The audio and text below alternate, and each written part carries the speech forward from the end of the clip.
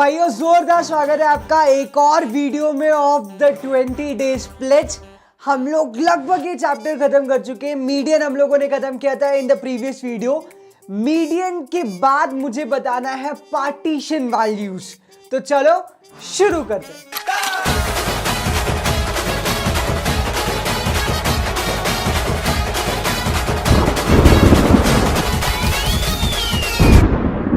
तो भाइयों मीडियन जो है ना वो निकलता है ऑजाइव के थ्रू।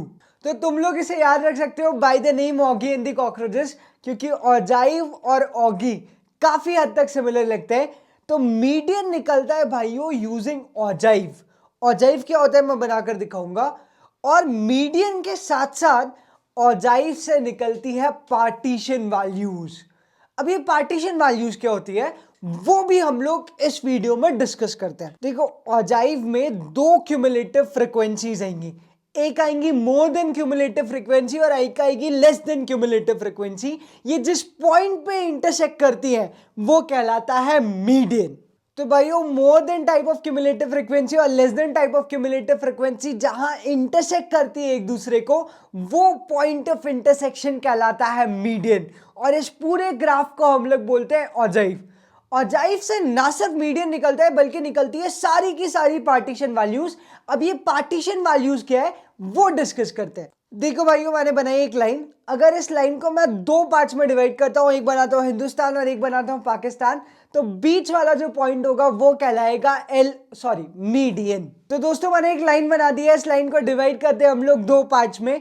जो बीच वाला पॉइंट होगा वो होगा मीडियन। मैंने एक और लाइन ड्रॉ कर दी है।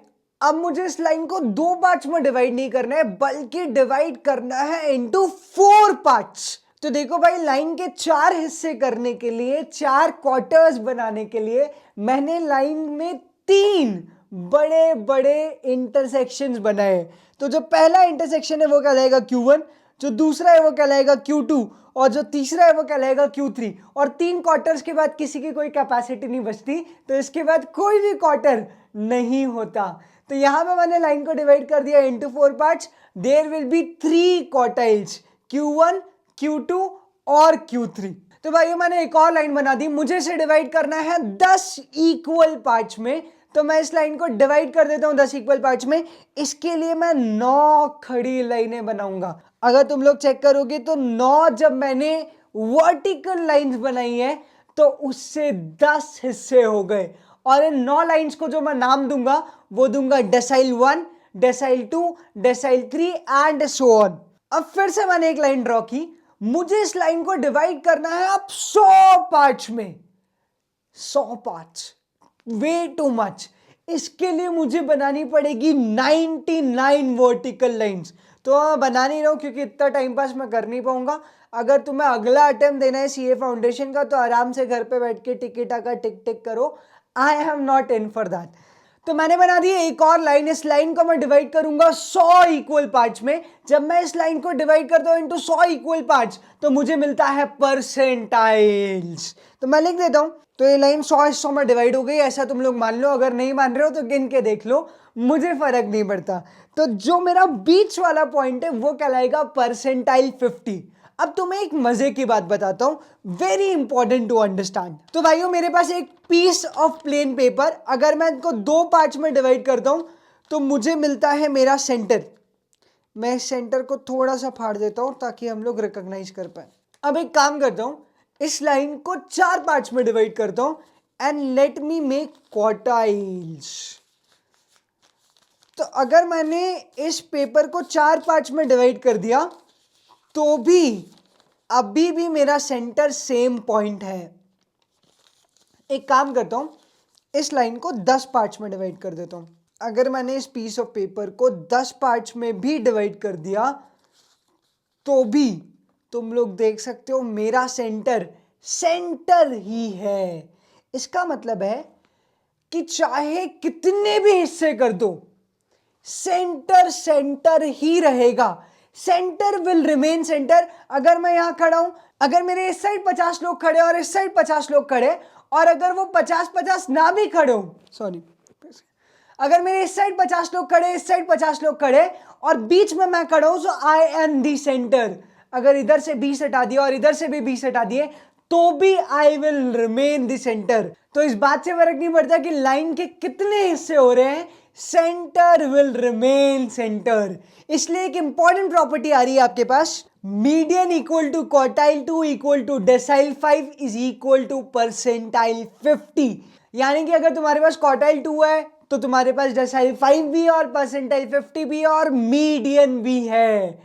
तो बस सवाल इतना सा है कि ये पार्टीशन वैल्यूज निकालेंगे कैसे। तो इसके लिए एक जबरदस्त फॉर्मूला बता रहा हूं, नोट डाउन करो। तो भाइयों जो बड़ा सा फॉर्मूला है वो है sequence multiplied by n+1 divided by या तो 4 या तो 10 या तो 100 और सबसे ऊपर लिखा हुआ है टर्म। तो याद रखना जो बड़ा फॉर्मूला है वो है sequence into n+1 divided by 4, 10 या फिर 100 टर्म। बिकॉज ये आंसर नहीं है, ये वाली टर्म हमारा आंसर होगी। मैं तुम्हें एग्जाम्पल के थ्रू इसको समझाता हूं। तुम्हें एक सीरीज दे दी है इन द एग्जाम, अब तुम्हें इस सीरीज से निकालना है क्वार्टाइल 3, तुम्हें इस सीरीज से निकालना है क्वार्टाइल 3, डेसाइल 5 और परसेंटाइल 77। तो चेक करो हम लोग कैसे आंसर्स निकालेंगे। सबसे पहला रूल, इंक्रीजिंग ऑर्डर में जमा दो। तो स्टेप 1, मैं सीरीज को जमा देता हूं इन इंक्रीजिंग ऑर्डर। तो मैंने सीरीज को जमा दिया है इन इंक्रीजिंग ऑर्डर। इसके बाद तो मैंने सीरीज को जमा दिया इन इंक्रीजिंग ऑर्डर। इसके बाद मैं लगाऊंगा मेरा बड़ा वाला फॉर्मूला। सबसे पहले मुझे निकालना है क्वार्टाइल 3। तो क्वार्टाइल 3 में सबसे पहले मेरे पास सीक्वेंस मुझे कौन सा क्वार्टाइल निकालना है, क्वार्टाइल 1, 2 या फिर 3? क्वार्टाइल 3। इसका मतलब है सीक्वेंस हो जाएगा मेरा 3। तो मेरा क्वार्टाइल 3 का फॉर्मूला बनेगा 3 इंटू n+1। बताओ कितने ऑब्जर्वेशन है टोटल? 1 2 3 4 5 6 7, टोटल 7 ऑब्जर्वेशन है। तो 7+1 डिवाइडेड बाय 4 करूं, 10 करूं या 100 करूं? मैं क्वार्टाइल में डिवाइड कर रहा हूं इसलिए मैं करूंगा डिवाइडेड बाय 4 और इस सब के ऊपर आएगा टर्म। तो चलो 7+1 8, 8/4 2, 2 इंटू 3 सिक्स्थ टर्म। तो मेरा क्वार्टाइल 3 होने वाला है सिक्स्थ टर्म। याद रखना 6 मेरा आंसर नहीं है, सिक्स्थ टर्म मेरा आंसर है। तो चेक करो मेरी सिक्स टर्म कौन सी है, first, second, third, fourth, fifth, sixth. तो मेरा क्वार्टाइल 3 आने वाला है 16। तो क्वार्टाइल 3 हम लोगों ने निकाल लिया दोस्तों। अब हम लोग निकालते हैं डेसाइल 5। डेसाइल 5 में सीक्वेंस क्या होगा? 5, बिकॉज हम लोग पांचवा डेसाइल निकाल रहे हैं। तो 5 इंटू एन कितना है 7, 7+1 और डिवाइड बाय हम लोग कर देंगे 10 क्योंकि हम लोग निकाल रहे हैं डेसाइल और पूरे के ऊपर आएगा टर्म। तो मेरा D5 हो जाएगा 5 इंटू 0.8 यानी कि फोर्थ टर्म। तो देखो मेरा फोर्थ टर्म क्या है, मेरा फोर्थ टर्म है 9। तो मेरा D5 हो जाएगा 9। बहुत आसान है पार्टीशन वैल्यूज कैलकुलेट करना। एक आखिरी पार्टीशन वैल्यू कैलकुलेट करते हैं, परसेंटाइल 77। परसेंटाइल 77 में सीक्वेंस है 77। तो 77 इंटू एन है मेरा 7+1 डिवाइडेड बाय 100th टर्म। तो 8 डिवाइड बाय 100 इंटू 77 मेरे पास आंसर आता है 6.16 टर्म। तो जब भी कोई भी टर्म डेसिमल में है तो इतना याद रखना, जो होल टर्म है यानी कि 6.16 में 6 टर्म तक तो आंसर जाएगा ही जाएगा। तो जो 6 टर्म है उसकी वैल्यू रख देना, प्लस आगे वाली टर्म माइनस पीछे वाली टर्म मल्टीप्लाइड बाय डेसिमल। करके दिखाता हूं। तो P77 की तुम्हारी वैल्यू आएगी 6 टर्म की वैल्यू। तो भाइयों मैंने P77 का फॉर्मूला लिख दिया, 6th टर्म की value plus 7 term minus 6 term multiply by decimal which is 0.16। तो आओ वैल्यूज निकालते हैं। 6 टर्म की वैल्यू क्या है? 1 2 3 4 5 6। 6 टर्म की वैल्यू है 16। 16 प्लस 19 माइनस 16 इंटू 0.16। तो 19 माइनस 16 इंटू 0.16 तो 16.48 मेरा आ गया है आंसर। तो बहुत आसान है, अगर कोई भी डेसिमल में टर्म आ जाए तो जो होल टर्म है वो लिख देना, प्लस करना आगे वाली टर्म माइनस पीछे वाली term multiplied by decimal portion. Suppose मुझे निकालना होता 3.8 टर्म, तो मैं लिखता third term plus fourth term minus third term multiply by 0.8। ऐसे में हर एक पार्टीशन वैल्यू निकाल सकता हूं। एग्जाम में एक क्वेश्चन आया था ऑन द पार्टीशन वैल्यू, हम लोग वो क्वेश्चन सॉल्व करते हैं। तो क्वेश्चन आ रहा है आपकी स्क्रीन पर, मैं हो रहा हूं गायब। तो इस क्वेश्चन में हमें निकालना है थर्ड डेसाइल। बहुत सारी वैल्यूज दे रखी है, सबसे पहले सारी वैल्यूज को लगा लो भाई इंक्रीजिंग ऑर्डर में। तो सबको मैंने इंक्रीजिंग ऑर्डर में अरेंज कर दिया। अब मैं लगाता हूं फॉर्मूला। तो d3 is equal to 3 into n plus 1। n मेरा कितना होगा 8 प्लस 1 डिवाइडेड बाई 10 टर्म। तो मेरा d आ जाएगा 2.7 टर्म। 2.7 टर्म यानी कि second term plus third term minus second term multiply by 0.7। तो कैलकुलेट करते हैं, सेकेंड टर्म कितनी है, सेकेंड टर्म है 10 प्लस 11 माइनस 10 इंटू 0.7। तो मेरा आंसर आ जाएगा 10.7। तो बहुत आसान है कोई भी पार्टीशन वैल्यू निकालना। तो इसी के साथ आपका पार्टीशन वैल्यू भी हो जाता है खत्म। And let's move on to one last concept of measures of central tendency, जिसका नाम, तो भाइयों अब आ गए हम लोग सेंट्रल टेंडेंसी के आखिरी कॉन्सेप्ट पे, जिसका नाम है मोड। सवाल यह है कि जब मीन था, मीडियन था, तो ये मोड क्यों आ गया भाई? क्या सिलेबस बढ़ाने के लिए मोड डाला गया? तो एक सिंपल सा लॉजिक है, अरिथमेटिक मीन हाइपोथेटिकल होता है। अगर रेखा को 5 मार्क्स है और जया को 2 मार्क्स है, तो मैं इन दोनों का एवरेज निकालूं तो 3.5 आएगा। 3.5 मार्क्स ना हेमा को आए हैं, ना रेखा को आए हैं, ना जया को आए हैं, यानी ये 3.5 हाइपोथेटिकल है। तो अगर मैं कपड़े की दुकान पे मीन निकालने जाऊंगा तो हो सकता है मेरे कपड़े का साइज कुछ ऐसा निकले, half XL, 2S, half M, etcetera etcetera. भैया साइज या तो एक्सएल होता है या फिर एम होता है या फिर एस होता है, ये हाफ एक्सएल 2S कोई साइज नहीं होता। तो भाइयों तुम हर जगह मीन नहीं निकाल सकते, कई बार तुम्हें मोड निकालना पड़ेगा, क्योंकि मोड हमेशा एग्जिस्ट करते हैं।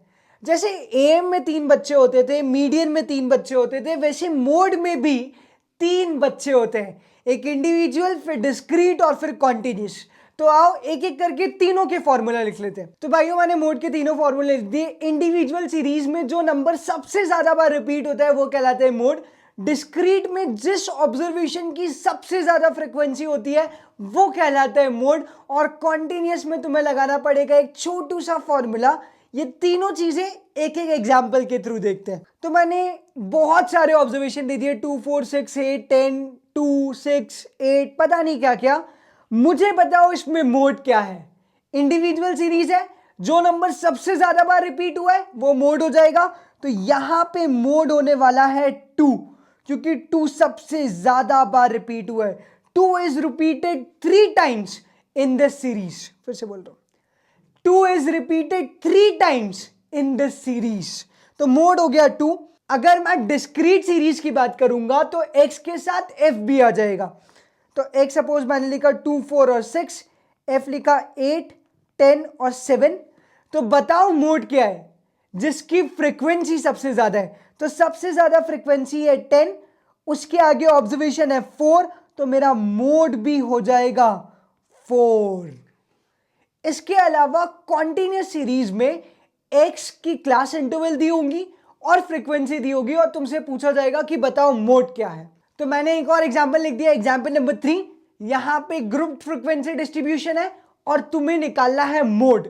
तो 2 चीजें, सबसे पहले निकालो मॉडल क्लास, और मॉडल क्लास निकालने के बाद तुम्हें लगाना है वो छोटू सा formula L1 plus F1 minus F0 divided by 2F1 minus F0 minus F2 into H। चाहो तो इस फॉर्मूले को याद भी रख सकते हो, just by making a small mnemonic, 10/102।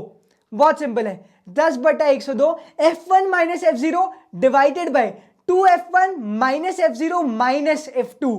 तो इसको याद रख सकते हो, 10/102 L1 प्लस करना है और H से मल्टीप्लाई करना है। बोडमास रूल याद रखना, पहले मल्टीप्लाई होगा उसके बाद ही एडिशन होगा, तो पहले ऐड मत कर देना और उसके बाद मल्टीप्लाई मत करना, इतनी समझदारी तुम में होनी चाहिए। तो सॉल्व करते हैं। तो देखो सबसे पहले मैं निकालता हूं मॉडल क्लास। मेरी मॉडल क्लास वो होगी जिसकी फ्रीक्वेंसी हाईएस्ट होगी। तो चेक करो यहाँ पे हाईएस्ट फ्रीक्वेंसी के, तो हाईएस्ट फ्रीक्वेंसी है 30, 30 के सामने वाली जो क्लास होगी वो कहलाएगी मॉडल क्लास। तो यहाँ 30 हाईएस्ट फ्रीक्वेंसी, इसके सामने वाली क्लास है मॉडल क्लास, तो मॉडल क्लास हो जाएगी 20 से 30। मॉडल क्लास नहीं है भाई, मॉडल क्लास है, याद रखना। ऋतिक रोशन, शाहरुख खान, इन सब की बात नहीं कर रहा हूं मैं बात कर रहा हूं मॉडल क्लास की। तो 20 से 30 होगी मॉडल क्लास।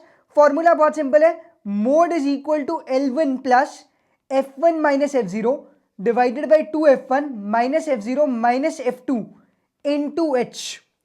तो जो मॉडल क्लास निकलती है ना उसकी लोअर लिमिट कहलाती है L1, तो मेरा 20 हो जाएगा L1।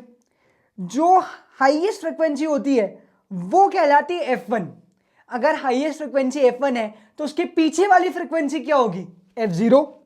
तो 20 मेरा हो जाएगा F0 और उसके आगे वाली फ्रीक्वेंसी क्या होगी, F2। और क्लास लेंथ कितनी है, 10।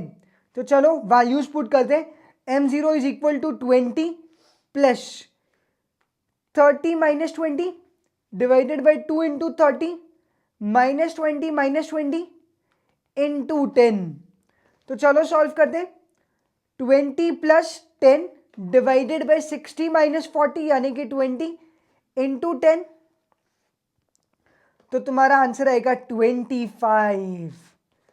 ये तुम्हारा मोड है 25, बहुत आसानी से निकल गया।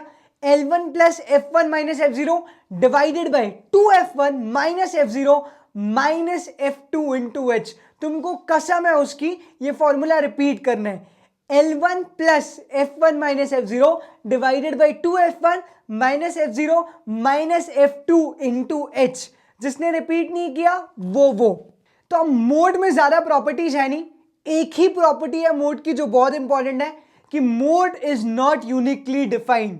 मतलब एक से ज्यादा मोड एग्जिस्ट कर सकते हैं। मोड यूनी मॉडल भी हो सकता है, बाय मॉडल भी हो सकता है और मल्टी मॉडल भी हो सकते हैं।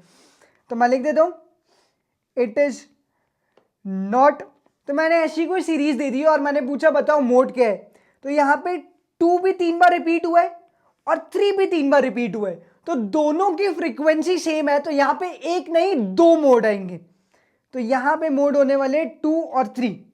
अगर मान लो मैं 6 भी 3 बार रिपीट कर दूं तो यहां पे फिर 3 मोड हो जाएंगे, 2, 3 और 6। तो जब एक मोड होता है तो उसको बोलते हैं यूनी मॉडल, जब 2 मोड होते हैं तो उसको बोलते हैं बाई मॉडल, और जब 2 से ज्यादा मोड होते हैं तो उसे बोलते हैं multi modal.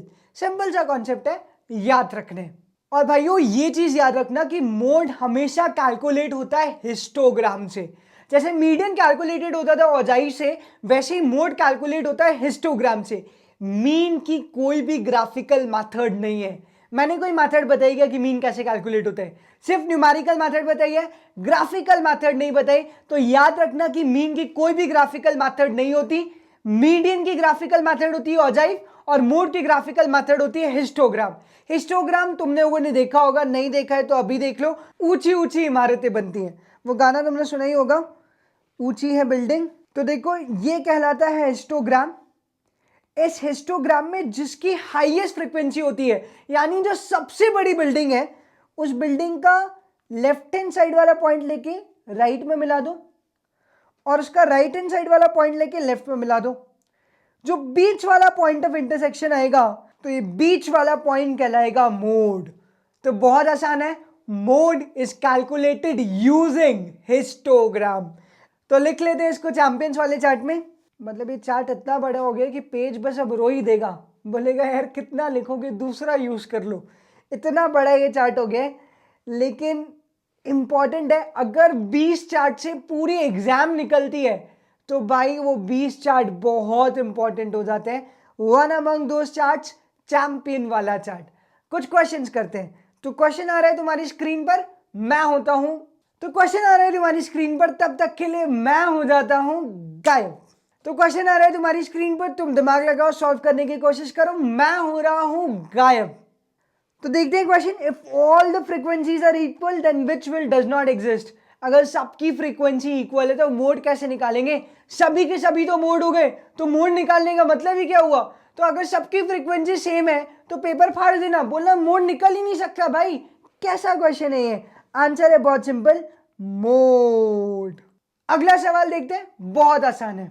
Dash is used for ordering the size of design clothes. ये मैं ऑलरेडी बोल चुका हूं, अगर वहां मीन लगा दिया तो तुम्हारा एवरेज निकल के आएगा हाफ एक्सएल 2S। ऐसा कौन सा साइज है भाई दुनिया में, मैंने तो आज तक नहीं पहना।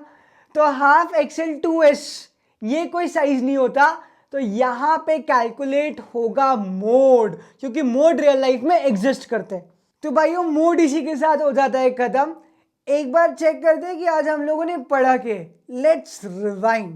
तो भाइयों हम लोगों ने शुरुआत की थी with the partition values, decyl निकालना सीखा, क्वार्टाइल निकालना सीखा, परसेंटाइल निकालना सीखा, साथ में ये भी देखा कि सेंटर मूव नहीं होता चाहे कितने भी पार्ट्स में डिवाइड कर दो। फिर हम लोगों ने पढ़ा मोड, मोड में इंडिविजुअल सीरीज, डिस्क्रीट और कॉन्टिन्यूस सीरीज थी। फिर पढ़ी मोड की दो महत्वपूर्ण प्रॉपर्टी कि मोड जो है वो मल्टी मॉडल भी हो सकता है, यानी यूनिकली डिफाइन नहीं है, और मोड निकलता है हिस्टोग्राम से। तो फाइनली हम लोग मोड खत्म कर चुके और सेंट्रल टेंडेंसी का एक और मेजर हो गया खत्म।